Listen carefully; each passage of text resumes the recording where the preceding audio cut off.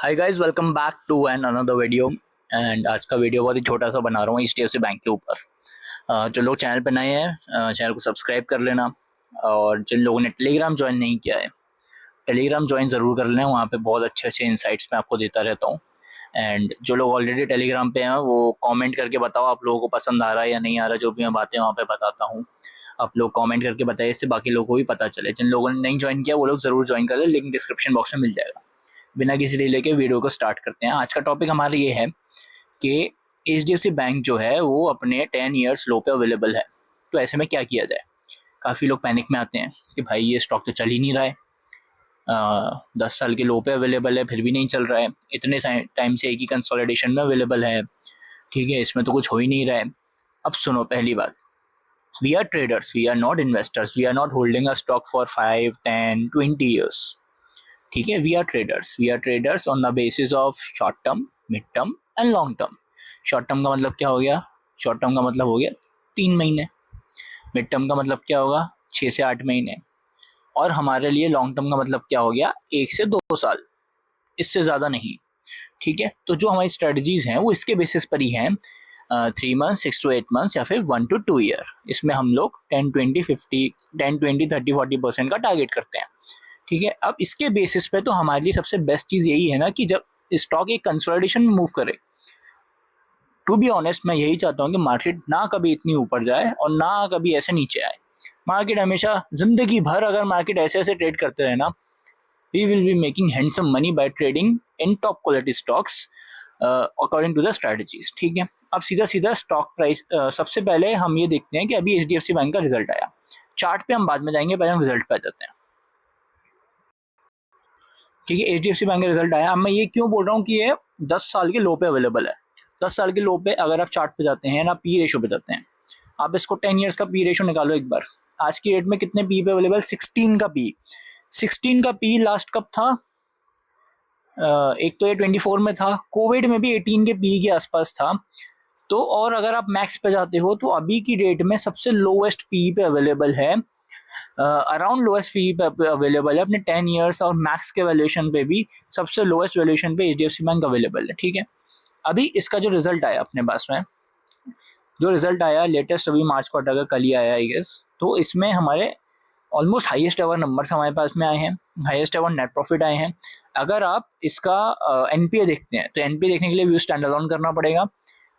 Lowest ever NPS का आया है, not lowest ever but over a period of 2 years I guess. सबसे lowest देखो यहाँ पे था 0.30, 2023 में था। ठीक है, बट अभी अगर आप कंपेयर करोगे फ्रॉम दिस फ्रॉम जून 2024, ये जो पीरियड है जून 2024, यहाँ से अभी तक का लोएस्ट आया, मतलब लास्ट 2.5 ईयर्स का अभी तक का लोएस्ट एनपीए आया है। और 0.1 0.2% का इतना फर्क नहीं पड़ता है, बट हमें कहीं ना कहीं लोएस्ट एनपीए यहाँ पे देखने को मिल रहा है। ठीक है, इसका मतलब फाइनेंशियल्स कंपनी के फंडामेंटल्स काफ़ी अच्छे हैं। ओवरऑल अगर आप देखोगे, रेवेन्यू हाईएस्ट एवर पे है, नेट प्रॉफिट हाईएस्ट एवर पे है। ठीक है, अगर आप इन्वेस्टर्स में जाके देखोगे तो डीआईआईज जो है कंटिन्यू अपनी होल्डिंग बढ़ा रहे हैं। ठीक है, पब्लिक से होल्डिंग पहले से कम हुई है। ठीक है, पहले 18 थी, फिर 16 हुई, अभी 15 हो गई। तो बस पब्लिक का कॉन्फिडेंस थोड़ा थोड़ा चला जाता है जब स्टॉक यही कंसोलिडेट करता रहता है, ज़्यादा ऊपर नहीं जाता है। ठीक है, बिकॉज हर किसी को क्या चाहिए? स्टॉक में पैसा डाला और रातों रात अमीर बन जाओ, रातों रात डबल हो जाए, जो चीज़ होती नहीं है। यहाँ तक क्लियर है? Now let's directly go to the chart. अब इस वीडियो में इतना कुछ है नहीं करने को, टू बी ऑनेस्ट, बट एक जो क्लैरिटी है, अब देखो ये स्टॉक प्राइस रिसेंटली डाउन है, ये सब ड्राइंग्स बने रहने दो, अदरवाइज मैं ये हटा दूंगा तो मेरे लिए प्रॉब्लम होगा, मुझे वापस से बनाना पड़ेगा। आप लोगों को समझ में आ जाएगा। ठीक है, अच्छे से देखना वीडियो। अभी ये फॉल जो आया था, यहाँ पे जो फॉल आया था हमारे पास में 5% समथिंग का, लो तो काफ़ी नीचे गया था, 7-8% तक लो गया था, 5.5% पे क्लोज हुआ था। ये कब आया था? जब वो आया था अपने, एक वो क्या बोलते हैं, जो इनके वो थे चेयरमैन जिन्होंने रिजाइन किया है, तो उन्होंने कुछ लिख के दिया था कि भाई because of some ethics problem है मेरे, इसलिए मैं कंपनी को छोड़ रहा हूँ, एंड कुछ प्रैक्टिस ऐसी चल रही है जो मेरी एथिक्स को वैल्यू नहीं करती है। ठीक है, उसके बाद से क्या है, थोड़ा बहुत नीचे गया, थोड़ा बहुत नीचे गया, उसके बाद अभी भी करंट प्राइस पे ट्रेड कर रहा है। Now if we see stock price कितना अवेलेबल है, अपने टॉप से कितना डाउन है, सबसे पहले हम यही देख लेते हैं कि अपने टॉप से कितना डाउन है। ये इधर के आसपास कुछ लाइफ टाइम हाई है इसका। यहाँ से आज की डेट में 21% डाउन है। एक इतना बड़ा बैंक 21% डाउन होना छोटी बात नहीं है, ठीक है। नाउ जो मैंने यहाँ पे स्ट्रेटजी लगा रखी है, जो हमारी मूविंग एवरेज वाली स्ट्रेटजी है, उसके बेसिस पे सबसे पहली बात तो जब भी ब्लैक रेड ग्रीन लाइन के नीचे क्लोजिंग होती है, जो कि हमारी यहाँ पे हुई, ठीक है, यहाँ पे फर्स्ट बाइंग होती है। अब इसके नीचे अगर स्टॉक 10% फर्दर डाउन आ जाता है तो वो ज़रूरत से ज़्यादा सस्ता हो जाता है। तो यहाँ से 10% फर्दर डाउन कब आया? 10% फर्दर डाउन यहाँ पर आया, ठीक है। अब यहाँ से भी और नीचे आज की डेट में चल रहा है। अगर मैं इसको एक्सटेंड कर दूँ, अभी कितना डाउन चल रहा है ये?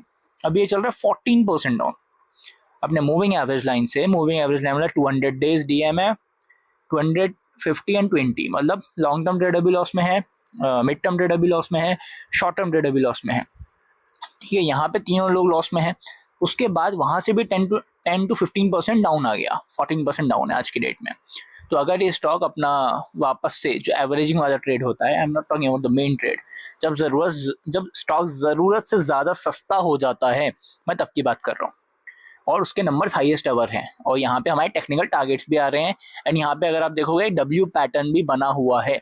डब्ल्यू पैटर्न ये यहाँ पे बना और यहाँ पे इसका ब्रेकआउट आया, ठीक है। तो ये भी एक बना हुआ है। I am not focusing on W pattern here, I am just focusing on moving average strategy. तो अगर ये स्टॉक यहाँ से लेके यहाँ तक भी जाता है, विच इज़ 15% गेन। अरे 15% गेन कब आएगा, कितना टाइम लगेगा? मैं तो बोलता हूँ भाई, अगर 1 साल में भी आता है तो एफडी में आपको 6% मिलता है एचडीएफसी बैंक में, यहाँ पे आपको 15% मिल जाएगा। तो आपका एक तरह से ट्रिपल हो जाएगा पैसा एज कम्पेयर टू एफडी का जो रेट होता है। तो आज की डेट में बहुत ही अंडरवैल्यूड स्टॉक है, और बैंकिंग इंडस्ट्री अच्छी ही करने वाली है। बैंकिंग इंडस्ट्री बेकार नहीं करेगी। जैसे जैसे इनकम लेवल बढ़ेगा, जैसे जैसे अब देखो एफआईआईज ने पैसा निकाल दिया है। जब एफआईआईज वापस आएंगे तो वो सारा का सारा पैसा कहीं ना कहीं बैंकिंग के रूट के थ्रू ही होकर इन्वेस्ट होता है कहीं ना कहीं, ठीक है। तो ये सारी चीज़ें फेवरेबल ही हैं, मुझे कुछ भी प्रॉब्लम इसमें नज़र नहीं आती है। अगेन मेरा कोई भी बाय और सेल रिकमेंडेशन नहीं है आप लोगों के लिए, नो बाय सेल रिकमेंडेशन। बस मेरा एक रिक्वेस्ट है कि चैनल को सब्सक्राइब कर लेना, नए हो बेल आइकन को प्रेस कर देना, एंड टेलीग्राम चैनल को ज्वाइन कर लेना। वहाँ पे आपको काफ़ी अच्छे अच्छे इंसाइट्स मिलते रहेंगे। मिलते हैं नेक्स्ट वीडियो में। Till then see you guys.